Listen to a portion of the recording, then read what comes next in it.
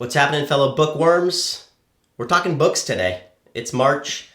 Just wrapped these two up, and I wanted to share them with you. Really enjoyed both of them. Think they're really important right now in this quarantine life that we're all living.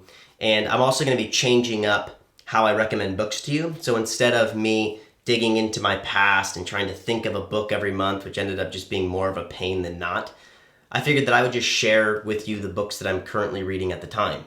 And then I can tell you when I get a book, and I can give you feedback on my story as I'm reading it, and maybe you can read it with me and we can do it together. And then at the end, I'll just review it and tell you whether or not I enjoyed it.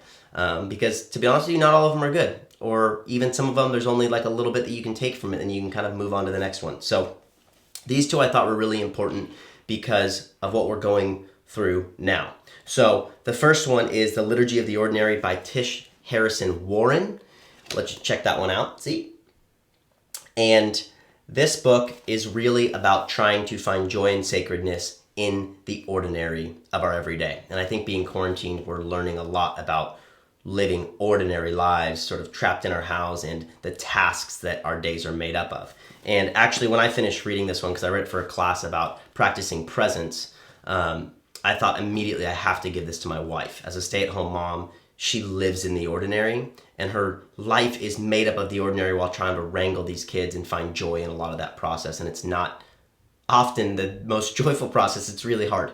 So I thought this book would be really good for her, but for everyone, talking about the liturgy, what we do every day that helps shape us. And then being able to see doing the dishes, changing diapers, all of those things through a different perspective and viewing them as sacred as opposed to just an ordinary task. So loved this, really cool perspective. Then the other one is Everybody Always by Bob Goff. And it's the first book, I know it's been around for a little while, but it's the first book of his that I've read, and it rattled my cage.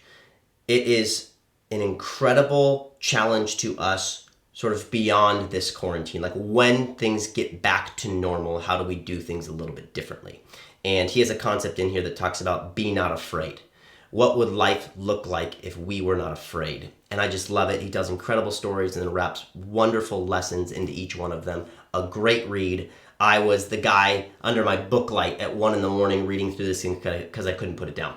So go pick it up. Both of them are fantastic. They're going to be great reads. And I will check in with you next and see what book I am reading right now. See ya.